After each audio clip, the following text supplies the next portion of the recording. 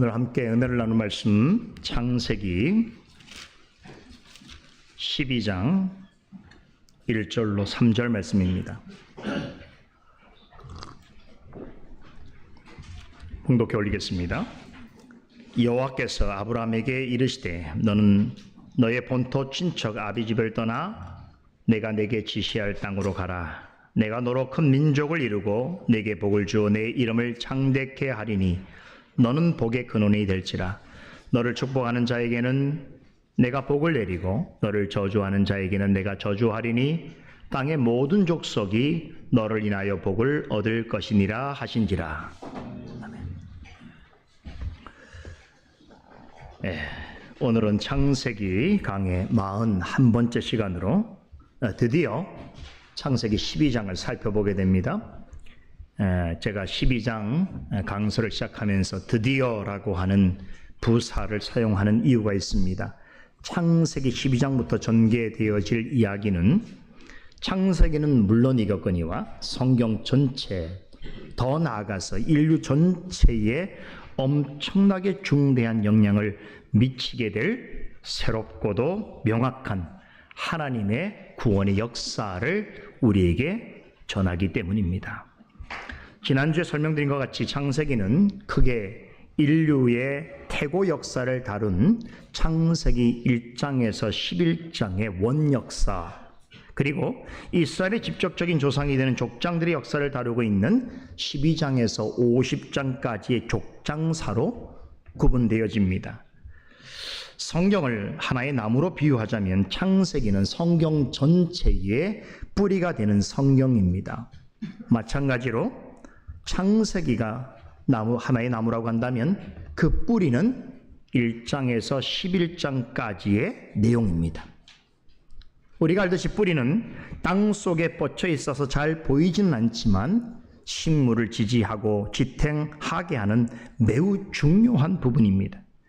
뿌리가 없거나 뿌리가 성하지 못하면 식물은 잘 자랄 수 없습니다.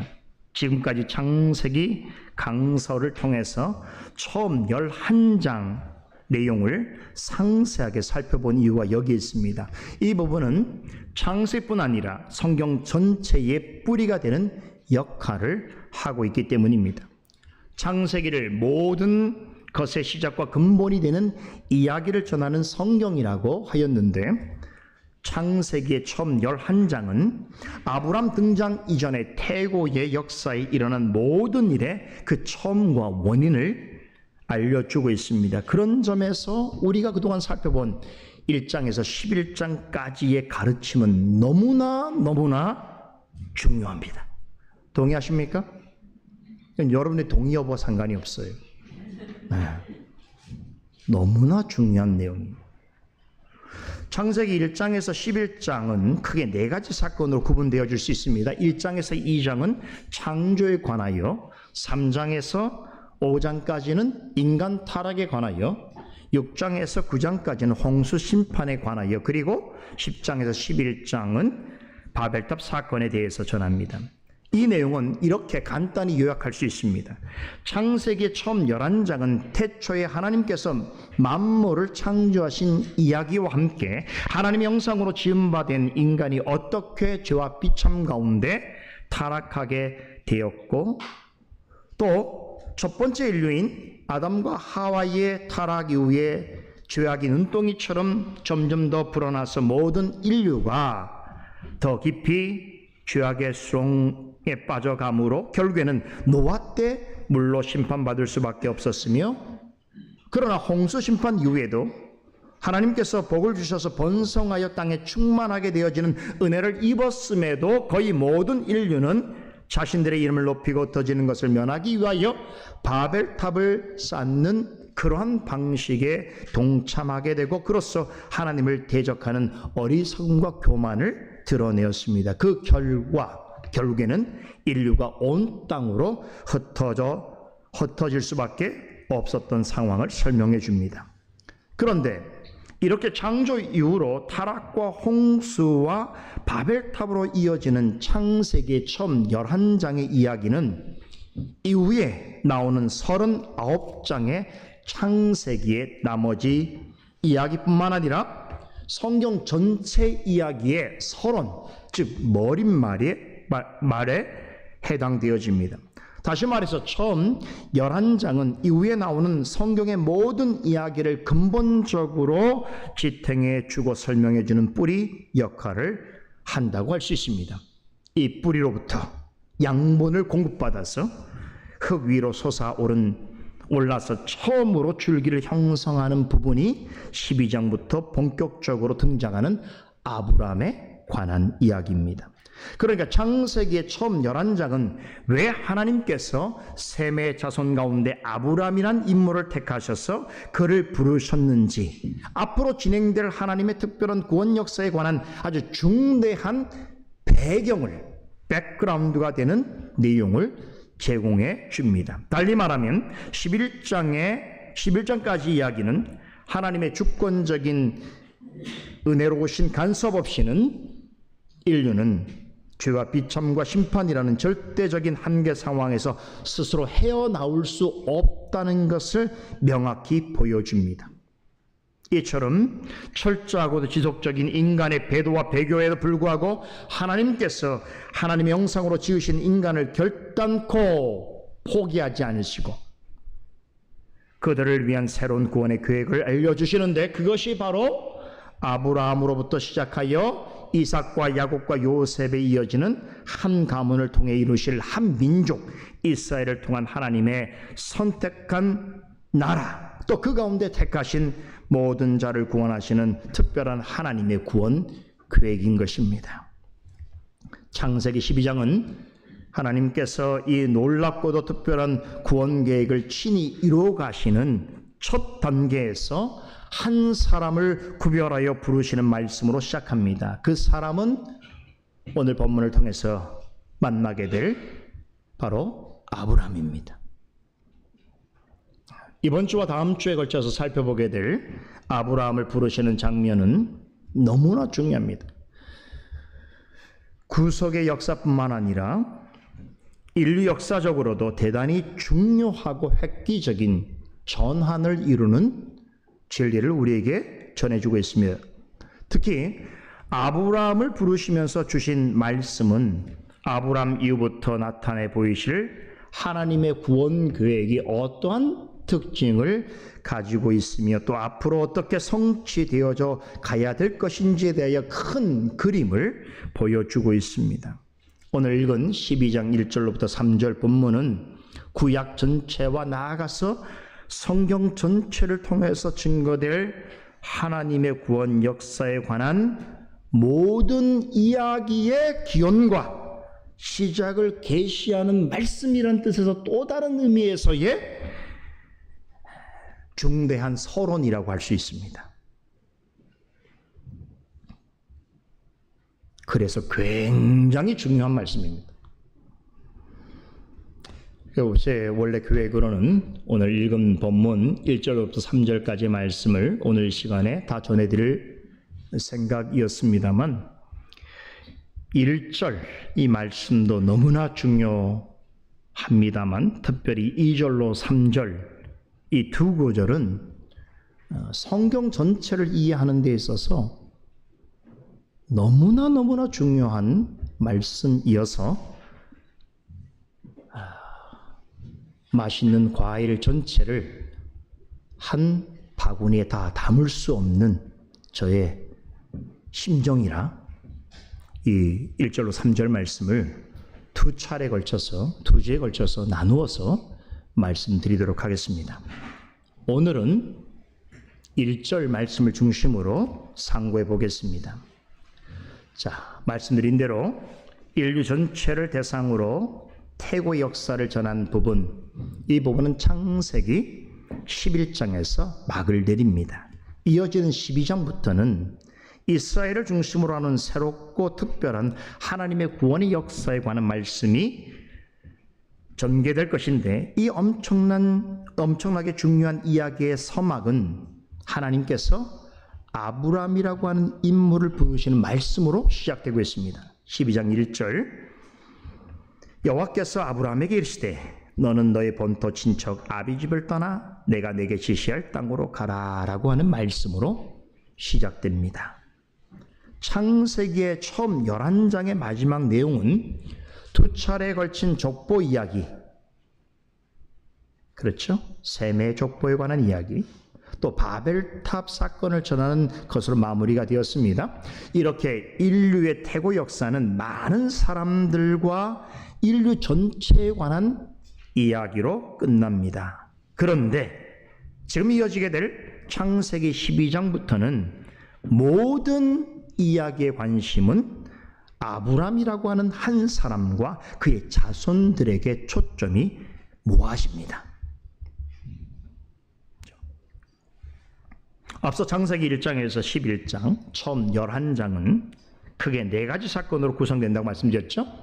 창조, 타락, 홍수, 바벨탑 사건입니다. 그런데 창세기 12장에서 50장까지 39장으로 구성되어 있는 이 내용 역시 이스라엘의 4명의 조상에 관한 이야기로 진행됩니다. 아브라함, 이삭, 야곱, 요셉의 이야기를 다루고 있습니다. 이렇게 성경의 경중과 비중도 성령의 영감을 통하여 기록된 것이라고 봐야 되는 것입니다. 그런데 이 중에 이삭과 야곱과 요셉은 아브라함의 직계 자손입니다. 그들은 아브라함의 신앙을 따르고 있습니다. 이들 모두 이스라엘의 족장이라고 불리지만 성경은 이들 모두는 아브라함의 후손이라고 하는 것을 늘 강조합니다.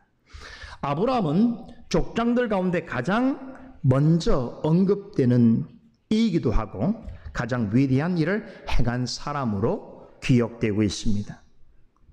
성경의 관점에서 볼 때 예수 그리스도를 제외하고 성경에서 제일 중요한 한 사람을 꼽으라면 누구를 말할 수 있을까요?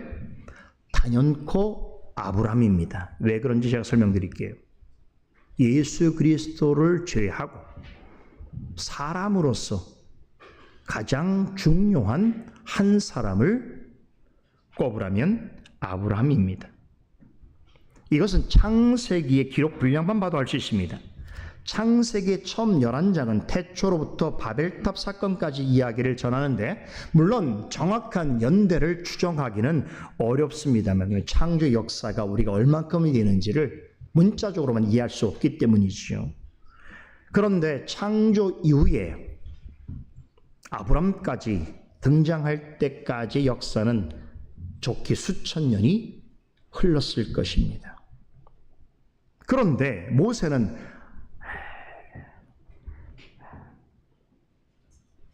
아브람 이전에 이 인류 태고의 역사와 세계 전체 역사를 소개하는 데 있어서는 11장을 할애했습니다.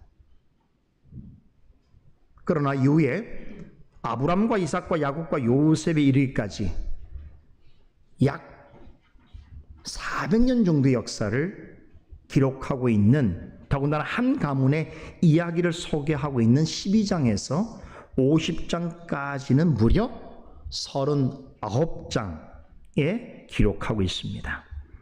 창세기 전체의 4분의 3 이상의 지면이 아브람과 그의 직계 자손의 생애를 소개하는데 사용되고 있다는 점입니다.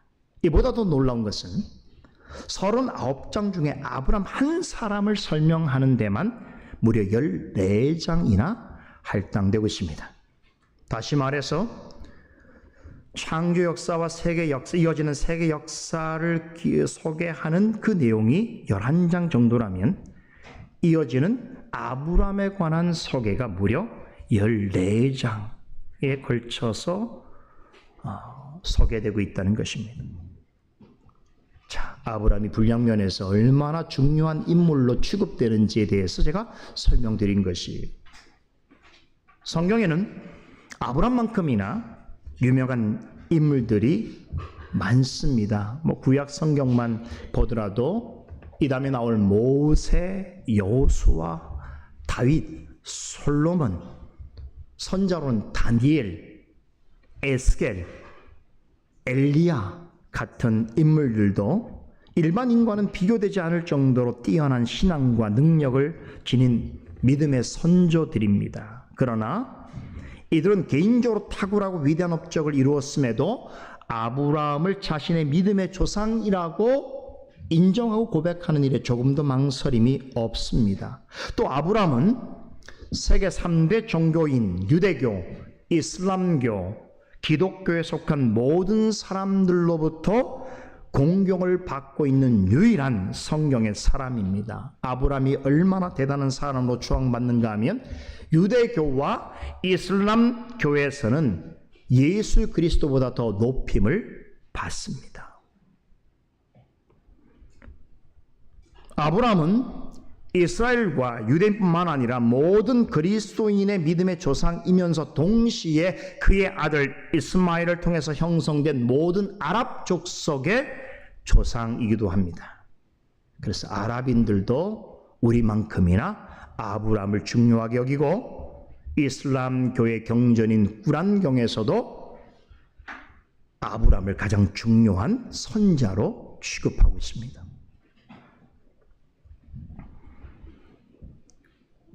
자, 그런데 더 중요한 것은 성경에 보게 되면 아브라함이 다른 사람들보다 매우 특별한 인물이라는 것을 증거해 주는 아주 특별한 대목이 나오는데, 아브라함은 신구약 성경을 통틀어서 하나님으로부터 나의 벗, 곧 나의 친구라고 불린 유일한 사람입니다. 역대하 20장 7절, 이사야 41장 8절, 신약의 야고보서 2장 23절에서 아브라함을 하나님의 친구라고 3번이나 지칭하고 있습니다.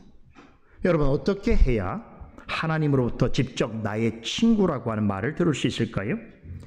인류 중에서 그런 말을 3번이나 하나님으로부터 직접 들은 이는 아브라함밖에 없습니다. 성경이 아브라함을 더 특별히 주목하는 이유가 있습니다. 왜일까요? 바로 그의 혈통과 그의 가문을 따라 우리 주 예수 그리스도께서 오셨기 때문입니다. 그 때문에 예수님의 족보를 소개하는 마태복음 1장 1절에서는 예수님을 아브라함의 자손이라고 묘사하고 있습니다. 예수님의 실질적인 계보는 아브라함으로부터 시작된다고 해도 과언이 아닙니다. 마태만큼이나 예수님의 탄생 역사를 자세하게 기록하고 있는 누가는 그의 복음서에서 옛적에 스가랴 선지자가 전한 예언을 언급하면서 예수님의 탄생은 하나님께서 일찍이 아브라함에게 주신 약속의 성취라고 밝힙니다. 아브라함이 이처럼 특별하게 강조되는 것은 비단 복음서에서만 아닙니다. 신약의 많은 서신들도 아브라함이라는 인물과 그가 이룬 사역의 중요성을 매우 깊이 있게 주목하고 목소리를 높여서 강조합니다. 사도 바울은 로마서와 갈라디아서에서 오직 믿음과 오직 은혜를 통해서 이루어지는 하나님의 구원의 방식을 설명하고 증명하는 데 있어서 아브라함의 삶과 신앙을 언급합니다.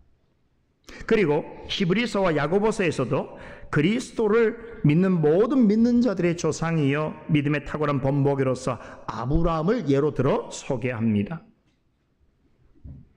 결론적으로 제가 조금 과장을 덧붙여 말하자면 아브라함이 없는 성경은 상상할 수 없습니다. 아브라함을 알지 못하고는 구약 성경 물론이거니와 신약 성경을 올바르게 이해할 수 없습니다. 이런 점에서 볼 때 하나님의 새로운 구원의 역사의 서막을 여는 창세기 12장의 기사가 아브라함에 관한 이야기로 시작된다는 것은 충분히 정당하고 예상하고도 남을 만한 일입니다. 자, 그러나 여러분, 제가 하는 말을 오해해서는 안 됩니다. 지금부터 잘 들으셔야 돼요. 하나님께서 아브라함을 부르시는 내용을 살펴보기 전에 아브라함을 먼저 소개하는 것은 제가 그를 필요 이상으로 높이려 하거나 그를 찬양하기 위해서가 아닙니다. 그는 성경에서 예수 그리스도를 주의한다면 제일 중요한 인물인 것은 맞습니다. 하지만 이것이 그가 완전 무결한 사람이었다거나 사람들로부터 높임을 받기에 합당하다라고 하는 뜻은 결코 아닙니다. 지금부터 충격적인 이야기를 여러분에게 전해드리겠습니다.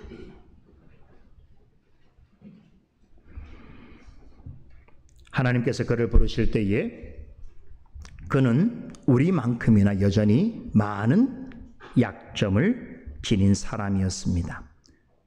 영적 상태에서만 본다면 그는 지금의 믿는 자들보다 못한 점이 많았습니다. 지난주 창세기 11장 마지막 단락에 언급되었던 데라의 족보를 살펴보면서 아브라함의 아버지 데라에 대해서 제가 잠시 소개를 드렸는데 그는 열렬한 우상 숭배자였습니다. 이 사실을 어떻게 알 수 있다고 했죠? 창세기에서는 언급되지 않습니다만 나중에 여호수아가 이스라엘 백성들을 향하여서 마지막 설교를 할 때에 아브라함의 가정을 언급하면서 데라를 소개합니다. 다음과 같이 언급합니다. 여호수아서 24장 2절로 3절입니다. 여호수아가 모든 백성에게 이르되 이스라엘 하나님 여호와의 말씀에 옛적에 너희 조상들 곧 아브라함의 아비 나홀의 아비 데라가 강 저편에 거하여 다른 신들을 섬겼으나 내가 너희 조상 아브라함을 강 저편에서 이끌어내어 가나안으로 인도하여 온 땅을 두루 행하게 하고 그 씨를 번성케 하려고 그에게 이삭을 주었느니라. 누가 전한 거라고요? 여호수아가. 이 사건을 누구보다 모세만큼이나 아브라함에 관한 일을 정확하게 알고 있는 여호수아가 마지막 그의 강론입니다. 이 부분에 아브라함의 가족을 언급합니다. 여호수아는 데라가 강 건너편에서 여호와 하나님이 아닌 다른 신들을 여러 섬겼다라고 고발합니다. 그럼 아브라함은 어땠을까요? 아브라함이 구체적으로 어떤 신들을 섬겼는지에 대해서는 성경은 명확히 말하지 않습니다. 하지만 여호수아는 아브라함도 그의 아버지 데라와 같이 과거에 우상 숭배를 행한 조상들의 범주에 포함되었다는 사실을 명확히 언급합니다. 여호수아는 이스라엘 백성을 향해 그들의 조상 데라뿐 아니라 그 아들 아브람과 나홀을 다 묶어서 그들을 가리켜 우상을 섬긴 너희 조상들이라고 전합니다. 즉 아브라함이 그의 아버지 데라처럼 철저한 우상 숭배자였던 것은 아니더라도 우상 숭배가 만연하고 그것을 당연시하게 받아들이던 환경에서 나고 자랐음은 명확한 사실입니다. 그래서 아브라함의 고향이 어디라고 했습니까? 갈대아 우라고 했지요. 당시 그것은 우상 숭배의 본거지였습니다. 아브라함은 적어도 그것에서 70년 이상을 살았습니다. 이것은 무엇을 의미합니까? 아브라함은 갈대아 우르를 떠나기 전까지 우상 숭배적인 문화 속에서 길들여진 삶을 살고 있었다는 뜻이겠지요. 당시 바벨탑이 무너지고 사람들이 흩어진 지 얼마 되지 않았던 때입니다. 데라의 예가 전해주듯이 11장에 소개된 셈의 후손들조차 어느 시점부터는 당시 세상의 주류적인 문화와 신념을 가진 불신자들로부터 많은 영향을 받았고 그들처럼 살아갔습니다. 그래서 셈의 10대 손이 되는 데라도 역시 그들처럼 우상을 섬기고 숭배하는 일을 매우 자연스럽게 여기게 되었던 것입니다. 사도 바울은 아브라함이 부르심을 받기 직전의 세상의 종교적 상태를 로마서 1장에서 아주 생생하게 묘사해 주고 있습니다. 이 말씀은 너무 중요하니까 다시 우리 다 같이 한번 찾아보겠습니다. 로마서 1장 21절에서 25절 말씀입니다.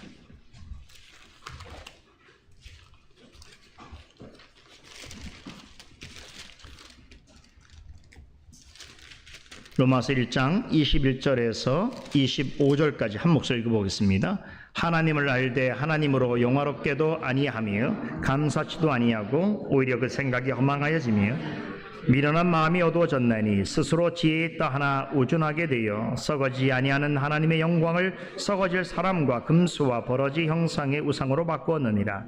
그러므로 하나님께서 저희를 마음의 정욕대로 더러움에 내어버려 두사 저희 몸을 서로 욕되게 하셨으니 이는 저희가 하나님의 진리를 거짓 것으로 바꾸어 피조물을 조물주보다 더 경배하고 섬김이라.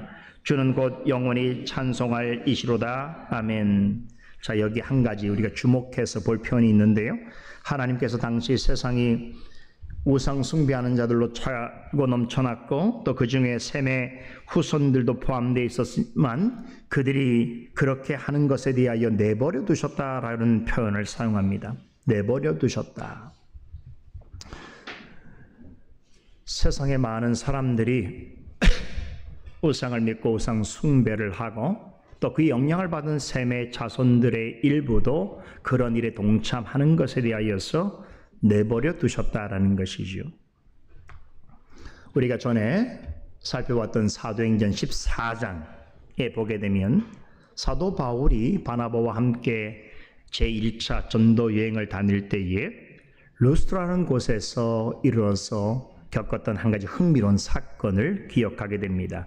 그곳에서 바울은 복음을 전할 때에 그곳에서 만났던 안진병의 한 사람을 기적적으로 치유해주는 일을 행하게 됩니다. 그러자 그곳 사람들이 바울이 한 일을 보고 환호하면서 바울과 바나바를 그리스 신화에 나오는 사람의 형상으로 강림한 신으로 여겨서 바나바를 제우스라 하고 바울을 헤르메스라고 부르면서 그들을 극진히 대접하면서 그들을 위하여 제사를 드리려 했습니다. 이에 바울과 바나바는 아연실색하면서 간곡히 만류하면서 우리도 당신들과 같은 성경을 가진 사람들이니 헛된 일을 버리고 만유를 지으시고 살아계신 하나님께로 돌아오라라고 복음을 전합니다. 그런 허황된 신화를 믿거나 사람을 신처럼 숭배하는 것은 참으로 헛되고 악한 일이니 그만두라고 강력하게 권고했습니다. 그러면서 바울이 이런 말을 덧붙입니다. 미신과 주술에 빠져 있는 루스트라 사람들을 향해서 하나님이 지나간 세대에는 모든 족속들로 자기의 길들을 다니게 묵인하셨다. 사도행전 14장 16절에서 이렇게 교훈합니다. 굉장히 중요한 뜻이에요. 이런 의미입니다. 하나님께서 어느 때에는 혹은 어느 때까지는 사람들이 자신들의 판단대로 행하고 자기가 옳다고 생각하는 대로 살아가는 것을 방임하셨다. 내버려 두셨다라고 하는 것입니다.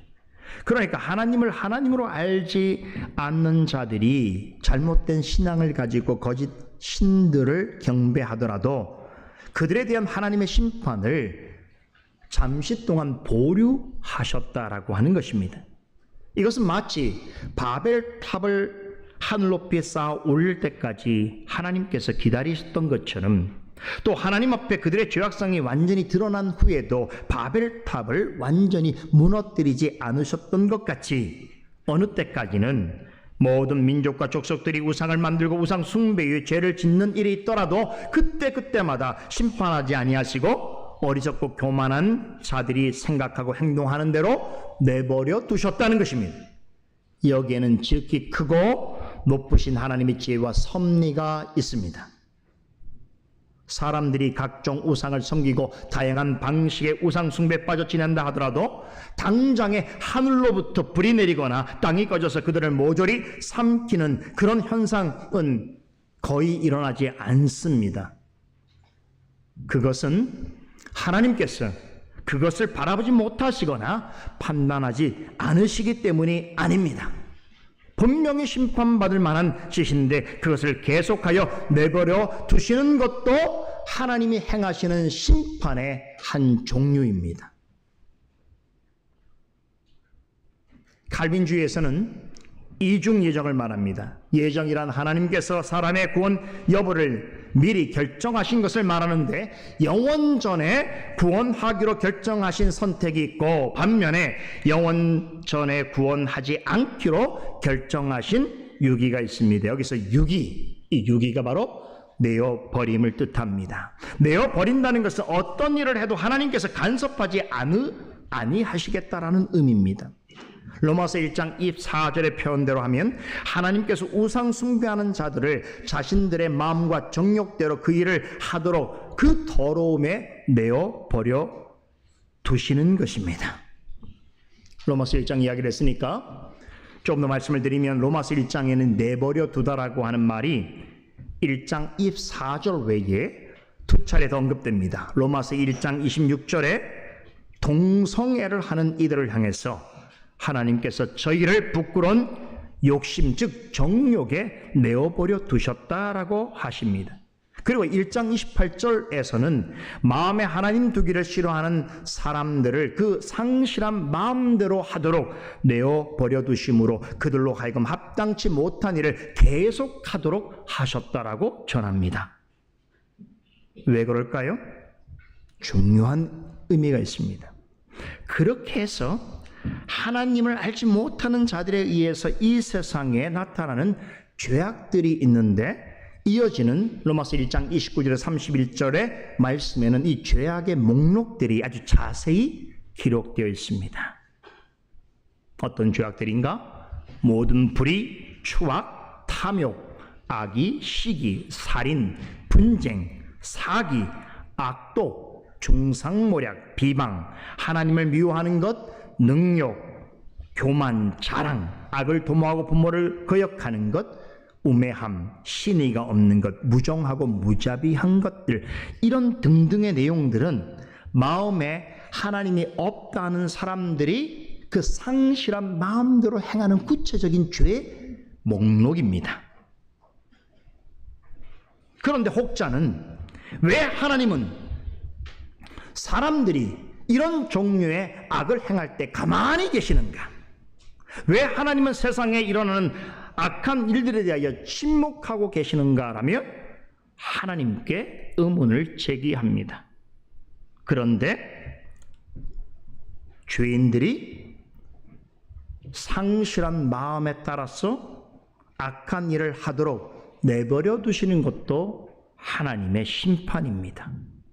로마서 1장 32절에서는 사도 바울은 방금 전에 29절에서 31절에 이러저러한 죄의 목록들을 언급한 후에 최종적으로 하나님의 율법의 관점에서 이런 일들을 행하는 자들은 모두 하나님 보실 때 사형에 해당된다라고 전합니다. 다시 말해서 하나님 앞에서 이런 악을 행하고도 진정으로 돌이키지 않는 자들은 영원한 사망과 함께 영원한 형벌이 예비되어 있다는 것입니다. 그러나 이런 일을 행하는 자들은 하나님의 율법에서 무엇을 말씀하든 간에 자기가 하고 싶은 대로 하겠노라고 할 뿐만 아니라 또 자신이 행하는 일은 모두 옳다고 생각한다고 사도는 전합니다. 왜 그렇습니까? 당장의 심판이 없으니까.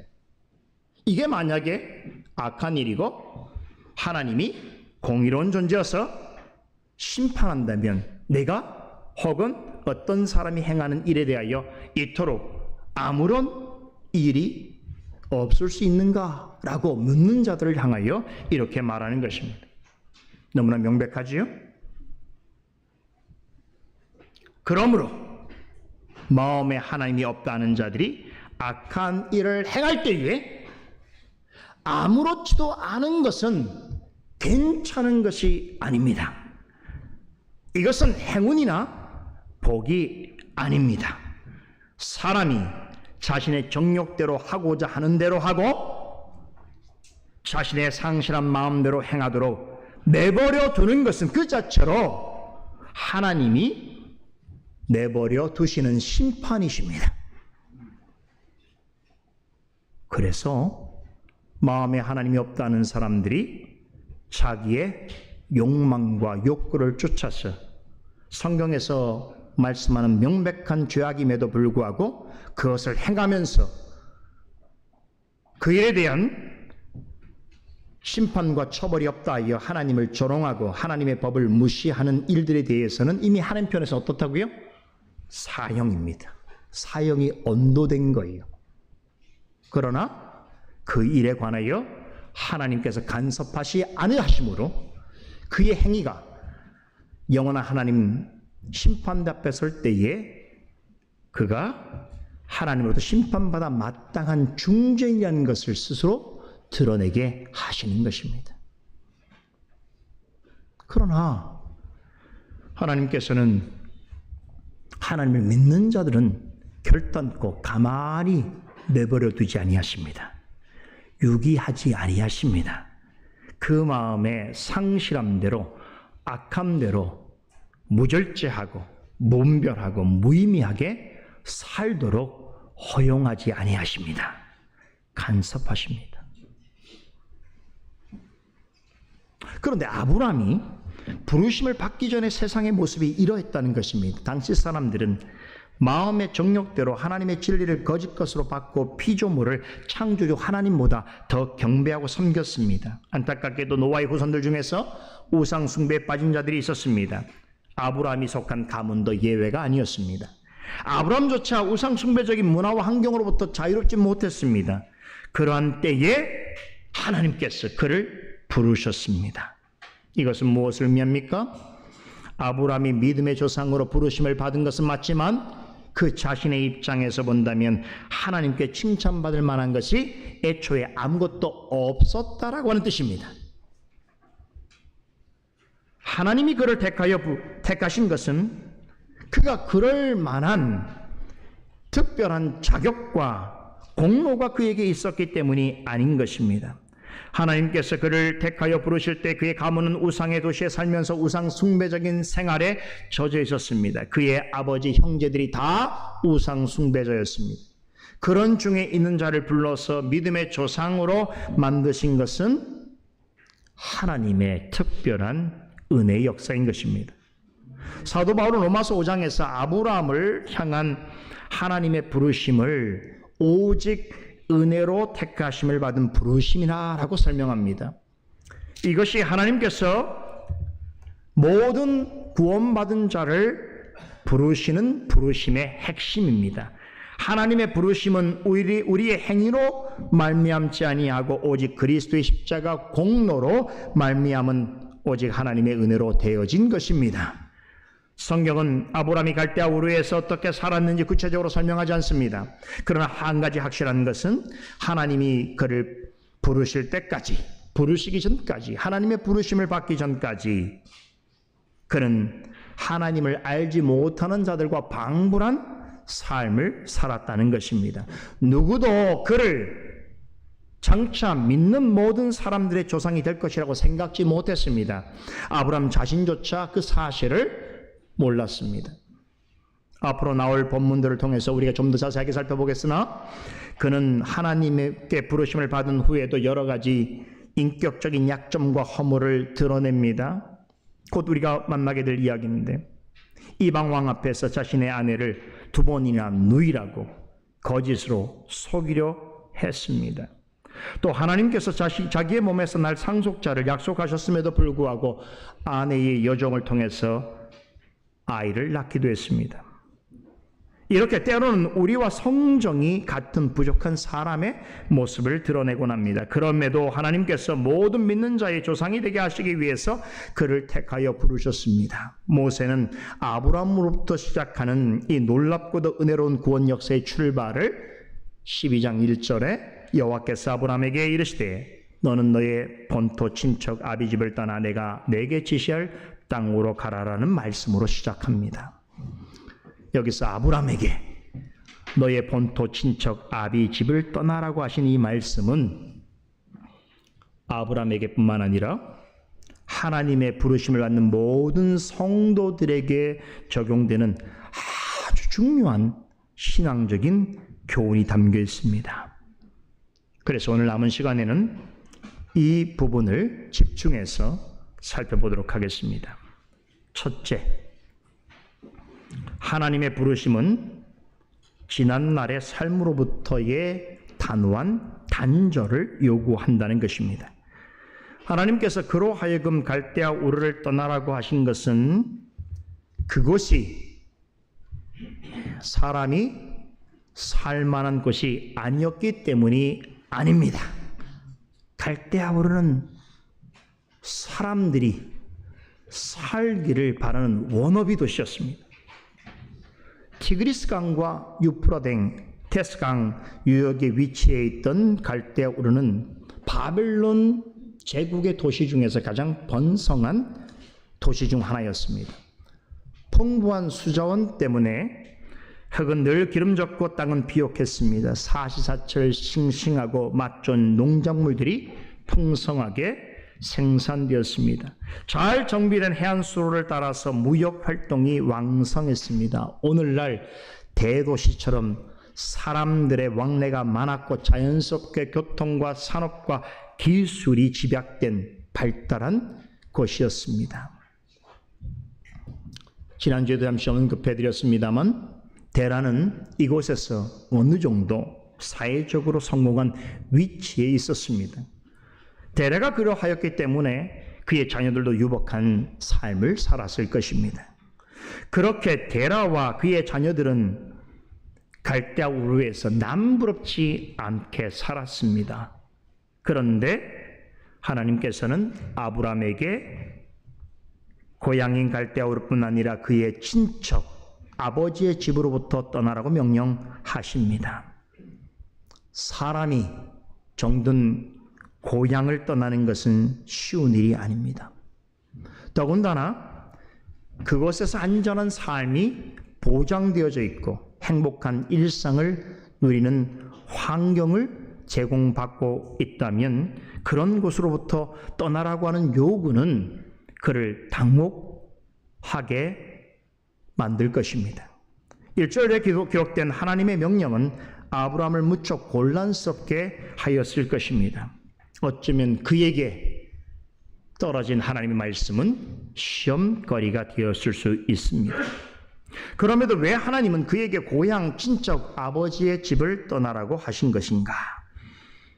여기서 우리는 하나님께서 우리를 복음으로 구원 얻은 백성으로 부르시는 한 가지 중요한 신앙 원리를 깨닫게 됩니다.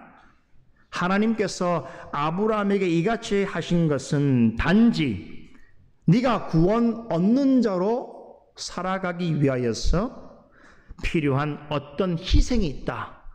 그것을 강조하거나 요구하시려고 하시는 것이 아닙니다.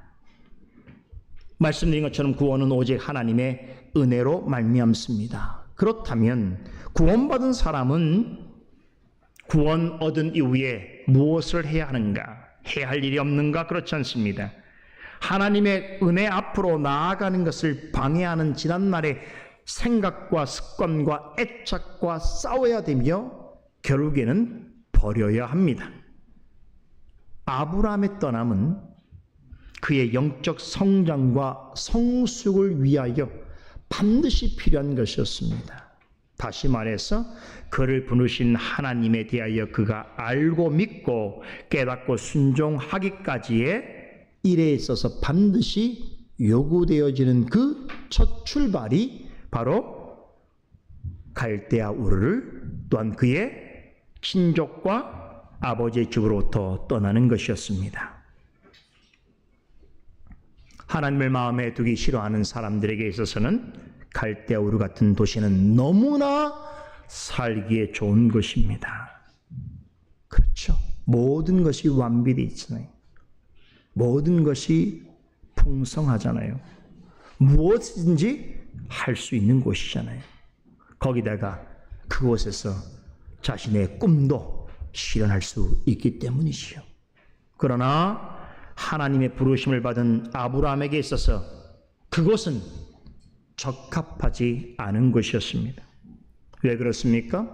도시에는 온통 우상 숭배가 가득하였고 그의 친족과 아버지의 집은 곧 그의 가정과 가문은 그에게 끊임없는 유혹거리와 시험거리가 되었기 때문입니다. 그런 환경에서 제대로 된 신앙을 가지고 하나님을 바르게 섬긴다는 것은 불가능한 일입니다. 하나님을 알지 못할 뿐 아니라 적극적으로 우상숭배에 빠져 있는 이들과 평생 함께 지내는 것은 하나님을 믿고 따르는 자들에게 있어서 조금 더 영적인 유익을 얻을 수 없는 일입니다. 그 사실을 하나님께서 아셨습니다. 또한 하나님께서는 아브라함이 갈대아 우르에서 나고 자라는 동안 그가 하나님에 대한 지식과 믿음과 신뢰에 있어서 어느 정도의 상태에 있는지를 정확하게 알고 계셨습니다. 그런 상태에서는 갈대아 우르에서의 그의 삶과 환경 속에서 그가 하나님을 믿는 온전한 구원받은 사람이요 장차 앞으로 모든 믿는 자들의 믿음의 조상이 될 수 없다는 것을 아셨습니다. 그래서 하나님께서는 오직 영적인 이유를 들어서 아브라함에게 고향과 친척과 아버지의 집과 단절하라고 명하셨습니다. 하나님은 아브라함이 아버지 데라와 함께 동행하는 것도 원치 않으셨습니다. 왜냐하면 데라는 죽는 날까지 우상 숭배자로 남으려 했기 때문입니다. 사람이라면 고향이나 친척이나 부모나 형제에 대해서 본능적으로 애착을 갖기 마련입니다. 하지만 하나님의 부르심을 받은 사람은 그 무엇도 하나님보다 더 사랑해서는 안 됩니다. 그 어떤 것도 그리스도보다 더 가까이 하려 해서는 안 됩니다. 하나님을 무시하고 배척하는 자들과 가깝게 지내고 그들로부터 영향을 받게 되는 것은 그 자체로 하나님이 보시기에 죄이고 타락입니다. 아무리 자신이 인간적으로 지극히 사랑할 만한 것이라도 우상처럼 대하면 안 됩니다. 제 딴에는 본성적으로 좋아할 만한 이유가 있고 또 어릴 때부터 애착을 가진 무엇이라고 하더라도 하나님이 베푸시는 은혜를 차단하고 말씀을 멀리하게 하고 하나님에게로 나아가는 것을 방해한다면 구원 얻은 성도는 그것들과 결별할 결심을 하셔야 합니다. 이것은 예수 그리스도를 믿고 따르는 모든 사람에게 우선적으로 하나님께서 바라시는 요구이기도 합니다. 예수님께서 자신의 제자가 되기를 원하는 사람들에게 이렇게 말씀하셨습니다. 아무든지 나를 따라오려거든 자기를 부인하고 날마다 제 십자가를 지고 나를 쫓을 것이니라. 누구든지 제 목숨을 구원코자 하면 잃을 것이요 누구든지 나를 위하여 제 목숨을 잃으면 구원하리라. 사람이 만일 온 천하를 얻고도 자기를 잃든지 빼앗기든지 하면 무엇이 유익하리요? 라고 하셨습니다. 또 주님께서는 손에 쟁기를 잡고 뒤를 돌아보는 자는 하나님 나라에 합당치 아니하리라고도 하셨습니다. 여러분, 이 말씀의 의미를 잘 이해하시기 바랍니다. 이것은 그리스도인은 절대로 불신자들과 교제할 수 없다거나 하나님을 믿지 않는 가족과 한 집에 같이 살 수 없다는 뜻이 결코 아닙니다. 이것은 그리스도인은 불신자와 완전히 격리되고 차별된 곳에서 살아야 된다는 것을 이야기하는 것이 아닙니다. 세상 가운데 살아가는 이상 우리 믿는 자들이 믿지 않는 자들과 함께 하지 않을 수 없습니다. 예수님께서는 그리스도를 향해서 세상의 소금이라고 하십니다. 죄로 부패해가는 세상을 변화시키고 세상 안에서 거룩하게 살아가기를 바라십니다. 그렇지 않으면 그런 자는 맛을 잃은 소금과 같아서 아무짝에도 쓸모없이 밖에 버려져서 도리어 사람들로부터 짓밟힐 것이라고 하셨습니다. 예수님께서 하신 말씀의 본의가 이것입니다. 하나님의 부르심을 받아서 참되게 믿고자 한다면 비록 세상 안에 머물고 있다 하더라도 세상과 하나님을 동시에 섬기려 해서는 안 된다는 것입니다. 구원받은 하나님의 백성으로 살아가고자 한다면 자신을 계속해서 죄악된 상태에 머물게 하지 말고 끊임없는 유혹과 시험을 주는 것으로부터 속히 결별하고 차단하라는 것입니다.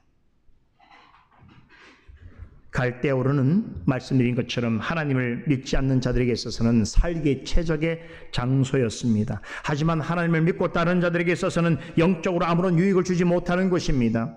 여전히 우상 숭배의 삶을 고집하는 그의 아버지와 그의 친척들도 하나님의 백성으로 장성해 가는데 도움이 되기는커녕 방해와 시험거리만 되었습니다. 그렇지 않았겠습니까?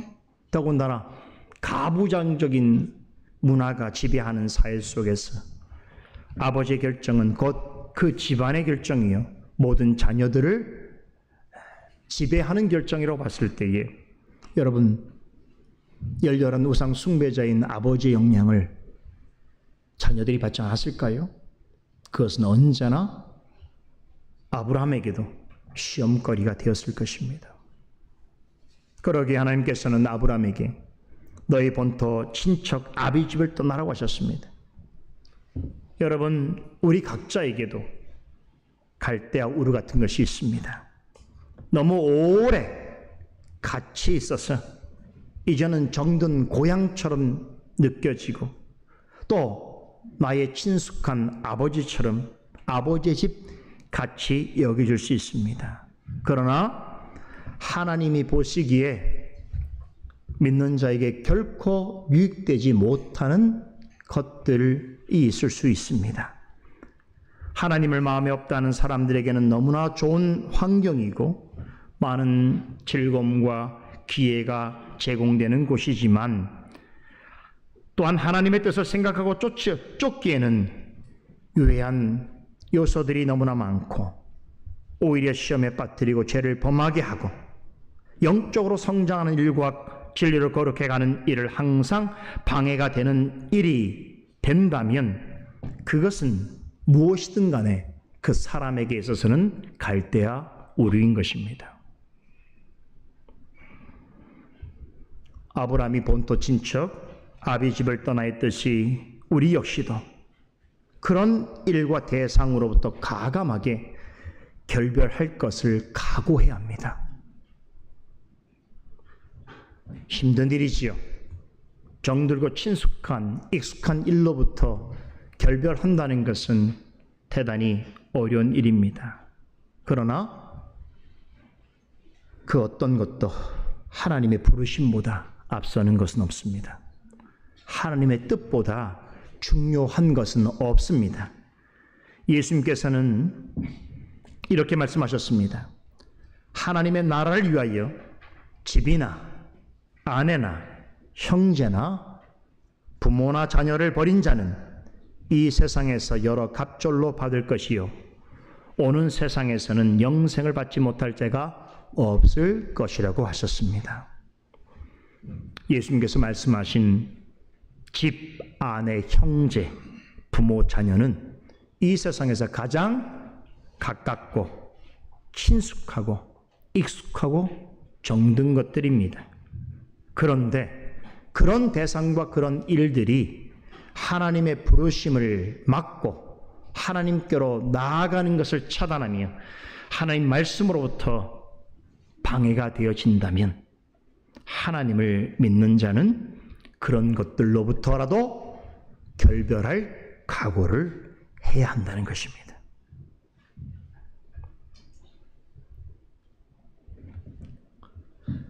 하나님을 믿고자 한다면 이런 주님의 말씀을 신뢰하셔야 됩니다. 어렵지만 힘들지만 주님을 의지하는 마음으로 나오셔야 합니다. 주님께서 말씀하신 대로 분명한 이유가 있어야 돼요.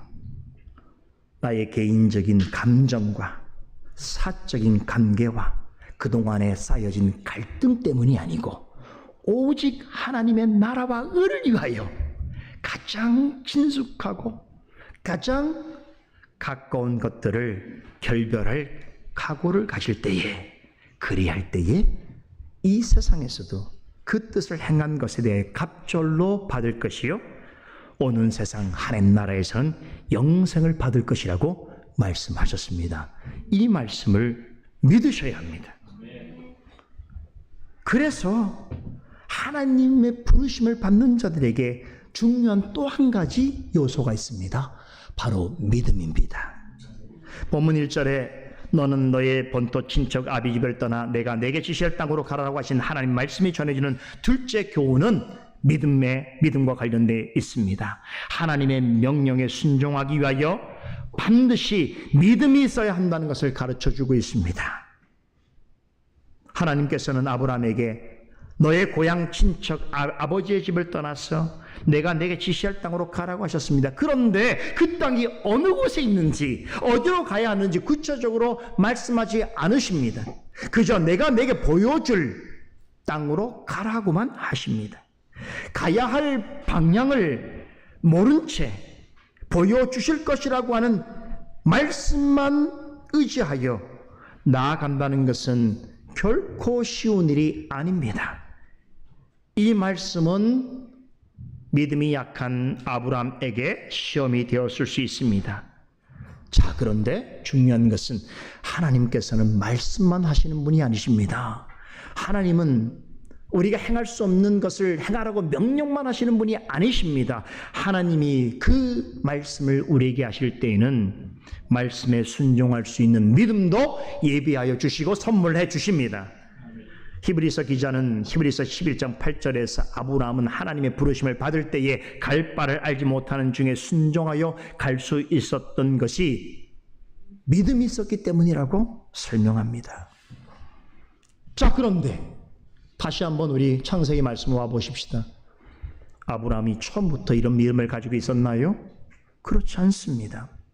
너는 너의 친척 본토 아비집을 떠나 내가 내게 지시할 땅으로 가라라고 하는 이 말씀은 최소한 두 차례 아브라함에게 전달되었을 것입니다. 먼저는 그가 갈대아 우르에 있을 때였고, 다른 한 번은 그가 아버지와 함께 하란에 머물고 있을 때였습니다.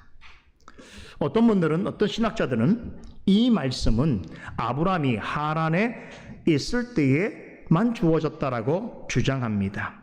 그러나 사도행전 7장에 보게 되면 스데반 집사가 이스라엘의 역사에 대해서 설명하는 중에 아브라함이 하란에 있기 전 메소포타미아에 있을 때에 하나님께서 이 말씀을 하셨다라고 증거합니다. 그래서 사도행전에 이 말씀과 스데반의 설교에 언급되어지는 이 말씀과 오늘 창세기 12장 1절과 조화를 시켜본다면 우리는 이런 결론을 내릴 수 있는 것입니다. 하나님께서 아브라함을 갈대아 우르에 있을 때에 한 번 부르셨고, 그리고 아버지와 함께 하란에 정착한 후에 다시 한번 부르신 말씀이라고 이해할 수 있습니다. 사실이 그러하다면 어떻습니까?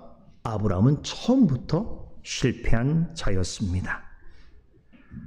분명히 하나님께서 너는 본토 친척 아비 집을 떠나 라고 말씀하셨음에도 불구하고 아버지와 친척들과 함께 갈대아 우르를 떠납니다. 그리고 그들이 정착한 하란에서 그들과 수년간 같이 지냅니다.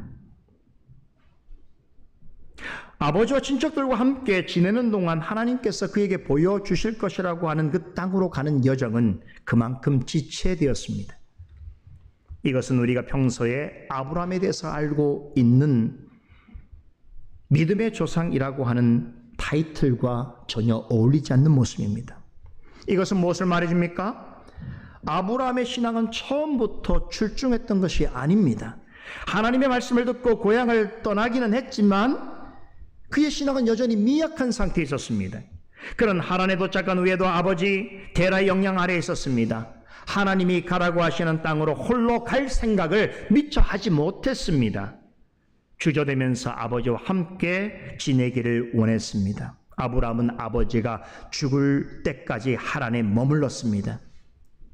그때까지도 그는 하나님께서 갈대아 우르에서 그에게 하신 그 말씀의 의미를 정확하게 이해하지 못했고 그것을 따를 만한 믿음이 성숙하지 못한 상태에 있었습니다. 이처럼 아브라함이 어찌할 바를 알지 못한 시간을 보내고 있었지만 그에게 그 말씀을 하신 하나님의 계획은 여전히 진행되고 있었습니다. 그래서 하나님께서 하란에 있을 때에 다시 그를 부르셨습니다. 이 장면과 관련해서 이사야 선자가 이사야서 51장 2절에서 이에 관한 표현을 합니다. 하나님께서 아브라함이 혼자 있을 때 은밀히 그를 부르셨다라고 증거합니다. 놀랍죠. 지금 하란에서 어떻게 있습니까? 여전히 가족들과 똘똘 뭉쳐서 함께 지내고 있을 때에 하나님께서 그런 아브라함을 홀로 불러내십니다. 혼자 있을 때 찾아가서 말씀하십니다. 그제서야 아브라함은 하나님의 말씀을 쫓아서 하란을 떠나 하나님이 지시할 땅으로 나아가게 됩니다. 다시 찾아오신 하나님의 말씀을 전해 듣고서 비로소 믿음으로 반응하여 말씀에 순종하게 되었던 것입니다. 이 말씀을 듣고 순종하기까지 그의 믿음은 불완전했습니다. 하나님께서 그에게 하신 명령은 그가 하나님을 절대적으로 신뢰해야 하는 것이며 철저하게 그리고 전폭적으로 의지해야 할 것을 요구하셨습니다. 그러나 아브라함은 하나님의 말씀을 온전하게 믿고 따르는 믿음에 부족했습니다. 하나님의 말씀을 듣고 갈대아 우르를 떠났지만 지금까지 그의 버팀목이 되어왔던 것들과 완전히 결별하지 못한 채 있었습니다. 그런데 다시 찾아오신 하나님의 말씀을 들었을 때 비로소 참된 믿음을 갖게 되었습니다. 그런 후에야 지금까지 자신이 의지하던 모든 것을 내려놓고 하나님만을 의지함으로 지시할 땅으로 나아갈 준비를 했습니다. 자, 이게 굉장히 중요한 교훈이죠. 하나님께서 아브라함에게 요구하신 믿음의 성격이 무엇인가? 결코 추상적이거나 관념적인 것이 아닙니다. 여러분, 믿음은 추상적이거나 관념적이지 않습니다. 본토와 친척과 아비집을 떠나 홀로 길을 떠나야 하는 실제적인 행위를 촉구하는 실제적인 것이 믿음입니다. 그러면 아브라함은 어떻게 이 같은 믿음을 가질 수 있게 되었고 이것을 행동으로 옮기는 데까지 이르게 되었을까요? 자, 여기에는 많은 영적 훈련이 필요했습니다. 아브라함이 갈대아 우르를 떠나서 하란에서 몇 년간 지내면서 그는 이모저모로 하나님으로부터 신앙적으로 많은 영적 훈련을 받았습니다. 이 점을 놓쳐서는 안 됩니다. 그래서 이 기간이 의미가 없는 게 아니에요. 자신의 부족한 믿음으로 자의적으로 어쩔 수 없이 갈대아 우르를 떠났고 또 하나님께서 함께하지 말라고 하신 그 가족과 더불어 우상 숭배 생활에 젖어 있는 가족과 더불어 기거하는데 그것을 자신의 삶의 버팀목으로 삼고 살아갔지만 그러나 그 모든 일들을 허용하신 하나님께서 그것을 그 기간을 그에게 영적으로 훈련하는 일로 삼으셨습니다. 우리도 마찬가지입니다. 믿자마자 믿음을 가지자마자 하나님의 큰 일을 할 수 있을 것이라고 생각하는 것은 욕심이고 교만입니다. 하나님에 관한 참된 지식이 없고 바른 믿음이 없으면서 주님과 교회를 위해서 큰 일을 하겠다라고 하는 것은 신앙이 아닙니다. 그것은 만용입니다. 주님의 교회에 대한 바른 이해도 없고 교회의 권위와 질서에 대해서도 잘 모르고 자신에게 주어진 합당한 은사와 소명도 없는 사람이 교회의 지도자가 되겠다, 교회 직분자가 되겠다고 하는 것은 결국 자기도 죽고 성도들도 죽이고 교회도 죽인다는 뜻입니다. 그렇죠? 그래서 성경에 보면 직분자, 초신자를 시키지 말라고 하잖아요. 왜 그렇습니까? 아무리 사회적으로 대단하고 명망 있는 자라고 할지라도 영적인 의미에서의 하나님의 나라에 대한 이해와 하나님 말씀에 대한 참된 지식을 갖고 순전하고 겸손하게 행하지 않는 자는 하나님 나라를 위하여서 구별된 거룩한 성역을 감당할 수 없습니다. 여러분 기억하십시오. 세상에는 수많은 천재들이 있습니다. 하지만 신앙의 세계에는 믿음의 천재는 없습니다. 천재 되고 싶죠? 다 아브라함 되는 거예요. 성숙한 아브람이 되는 거예요. 그러나 아브람도 그렇지 못했다는 사실을 기억하셔야 돼요. 그가 우리가 아는 아브람이 되기까지 그에게도 많은 영적 훈련이 있었다는 것을 기억하시기 바랍니다. 처음부터 믿음이 탁월한 사람은 없습니다. 믿음의 조상인 아브람조차 처음에는 믿음이 약했습니다. 믿음이 없었던 것은 아니지만 온전한 믿음이라고 하기에는 부족함이 많았습니다. 그런데 신앙의 훈련을 거듭하는 과정을 거치면서 믿음이 자라고 성숙했습니다. 그런데 중요한 것은 그 믿음의 훈련 과정 속에서 내가 이것이 믿음의 훈련인지 모를 수 있다는 거예요. 그렇죠? 내가 지금 하고 있는 것이 하나님께서 나를 향하신 어떤 특별한 목적을 이루시기 위한 영적인 훈련의 과정이라는 걸 모를 수도 있는 것이. 그러나 하나님께서는 그 일을 이루십니다. 믿음이 옳고 곧게 자라게 하는 가장 좋은 방편은 무엇이겠습니까? 하나님의 말씀입니다. 아브라함이 갈대아우르와 하란을 떠나게 된 결정적인 원인도 말씀에 있었습니다. 하나님께서 전해주신 말씀을 듣고 묵상하고 그 말씀에 의지하여 하나님을 뜻을 바라보며 나아가는 동안 그의 믿음이 점점 자라났고 성숙되어져 갔습니다. 자, 그런데 여러분, 한 가지 놀라운 이야기를 전해드리지요. 지금까지 아브라함이 부르심을 받았을 때에 그의 믿음의 상태에 대해서 말씀을 드렸는데, 놀랍게도 신약 성경에 보면 이런 아브라함의 잘못과 부족함에 대해서는 전혀 언급하지 않습니다. 앞서 언급했던 말씀드린 히브리서 11장에서도 아브라함의 순종의 행위를 말할 때에 조금도 부정적인 표현을 쓰지 않습니다.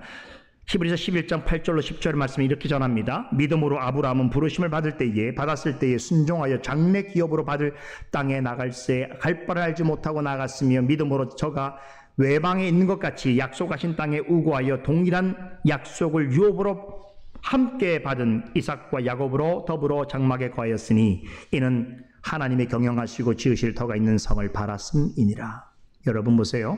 히브리서 기자는 아브라함이 갈대아 우르를 떠난 일의 어떤 불순종한 부분에 대해서 전혀 언급하지 않습니다. 친척과 아버지와 함께 떠났음에도 그 일조차 믿음으로 순종한 것이며 장차 하나님이 이루실 더 큰 목적을 바라보는 믿음으로 행한 것이라고 오히려 칭찬하고 있습니다. 왜 그럴까요? 히브리서 기자가 아브라함에 대해서 잘 모르고 있는 것일까요? 아브라함이 행한 일에 대해서 정보가 부족한 것일까요? 아닙니다. 왜 그럼에도 불구하고 신약 저자는 아브라함이 행한 모든 일들에 대하여서 그의 부족함을 정죄하지 아니하고 마치 그를 칭찬하듯이 이야기하는가? 하나님께서 그리스도 안에서 그에게 주신 믿음으로 말미암아서 그의 모든 허물과 잘못이 사함을 받았기 때문입니다. 하나님께서 아브라함을 부르셨을 때 그 말씀의 의미를 정확하게 깨닫지 못했습니다. 하나님을 전적으로 믿고 의지하는 믿음도 부족했습니다. 그럼에도 그가 모든 믿는 자들의 조상이 될 수 있었던 것은 그 자신 때문이 아닙니다. 하나님께서 주권적으로 그의 삶에 개입하셨고 말씀으로 부르시고 인도해 주셨기 때문입니다. 하나님께서 말씀으로 그의 믿음을 채워주시고 강하게 해주셨기 때문입니다. 믿음은 눈에 보이는 어떤 것을 바라보고 의지하는 것이 아닙니다. 우리가 아직 갈 바를 알지 못하고 우리 눈앞에 나타나지 않았다 하더라도 말씀에 의지하여 장차 나타날 영광과 소망을 바라보면서 언제나 우리의 눈과 마음을 하나님을 향하고 하나님께 더 가까이 나아가는 것, 그것이 바로 참된 믿음입니다. 아브람도 우리처럼 믿음이 약할 때가 있었습니다. 그러기에 그를 향하신 하나님의 뜻을 이루기 위해서는 강하고 성숙한 믿음이 필요했습니다. 그러한 믿음으로 오직 하나님만을 바라고 믿음의 눈으로 장차 나타날 영광과 축복을 바라보면서 하나님을 더욱 의지하는 삶이 되도록 하시기 위하여 그를 본토 친척 아비 집으로부터 이끌어내셨습니다. 하나님께서 주시는 믿음으로 순전하게 살고자 하는 사람은 비록 그러한 믿음이 성숙한 열매를 맺기까지 많은 실수와 허물과 잘못을 행할 수 있습니다. 그러할지언정 최종적으로는 하나님께서 그것을 비난하지 아니하십니다. 여기 우리 소망이 있는 거예요. 성숙한 믿음에 이르기까지 우리가 행했던 잘못과 허물에 대하여 그것이 하나님이 허용하신 믿음의 훈련을 통한 영적 성숙을 통하여 하나님의 뜻을 이루어가는 과정 가운데 있고, 최종적으로 그 하나님의 부르심에 순종하여 하나님의 뜻을 이루어간 것이 확실하거든 하나님께서 과거의 믿음의 훈련 속에 있었던 우리의 잘못과 허물에 대하여 비난하지 아니하십니다. 그러니 너무 염려하거나 두려워하지 마시기 바랍니다. 성숙한 믿음을 갖게 되면 그 전에 전적인 하나님의 은혜와 도우심으로 되어진 일조차 마치 우리가 우리의 믿음으로 행한 일처럼 기뻐하시고 칭찬해 주실 것입니다. 그러하신 하나님의 은혜와 도우심을 바라보면서 하늘 나라로 부르시는 그날까지 참된 믿음을 가지고 한 걸음 한 걸음씩 나아가는 여러분과 제가 되기를 간절히 소망합니다. 기도하겠습니다. 거룩하고 존귀하신 하나님, 우리에게 필요한 말씀을 허락하신 것을 감사드리옵나이다. 우리가 생각하지 못하고 우리가 알지 못하는 하나님의 지극히 기쁘신 기이하신 말씀의 뜻과 그 은혜들을 말씀을 통하여 밝히 드러내 주시고 강서를 통하여 분명하게 확인하며 깨달을 수 있도록 도와주시니 감사를 드리옵나이다. 오 하나님, 아브라함의 인생을 통하여 우리에게 행하실 교훈들이 참으로 많으심을 인정하며 또한 그것을 통하여 저희가 아브라함처럼 하나님 앞에 믿음의 사람으로 장성해 가기를 소원합니다. 증거되어진 말씀 속에 하나님의 은혜가 듣는 자들의 심령을 늘 새롭게 하며 말씀 앞에 정직하고 순전하게 나와 말씀에 순종함으로 믿음의 열매를 풍성히 드러내는 삶이 되게 하여 주시옵소서. 살아계신 예수 그리스도 이름으로 기도드리옵나이다. 아멘.